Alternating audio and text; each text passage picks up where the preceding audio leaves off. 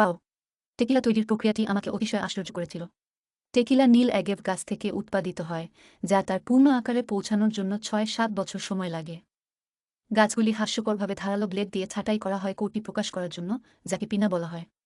এল টেকুইলেনিও ফ্যাক্টরিতে ৭০০ পিনা আনলোড হচ্ছে এই মুহূর্তে। আমি এই মুহূর্তটি ধরতে পেরেছি। পিনাগুলি টুকরো টুকরো করে কেটে একটি বিশাল বাষ্প চাপ ওভেনে রাখা হয়, সেখানে তারা ২-৪ ঘন্টা রান্না হয়। ওদের রান্না হলে তারা চকিতে করা হয় এবং মূলত একটি বড় রস প্রক্রিয়ার মতো পাঠানো হয়। সমস্ত তৈল, যা অ্যাগুয়ামিল নামে পরিচিত, একটি বিশাল সুইমিং পুলের মতো দেখা যায়। ডাবভার্স দ্বারা চালিত। এখানে সেই আগুয়ামিলকে ইস্ট দিয়ে মিশ্রিত করে এটি ৪-৮ ঘন্টা জমে যায়। পরবর্তীতে এই তরলটি এই সুন্দর তামার স্টিল দিয়ে ডিস্টিল করা হয়। এই প্রক্রিয়াটি পানি বের করে এবং অ্যালকোহলকে সংকুচিত করে। ডাবভার্স দ্বারা চালিত। এখন বোতল প্যাকেজিংয়ের কথা আসছে। মার্ক সামার্স, তুমি কোথায়?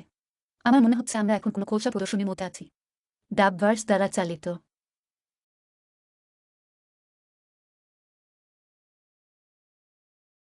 Cheers!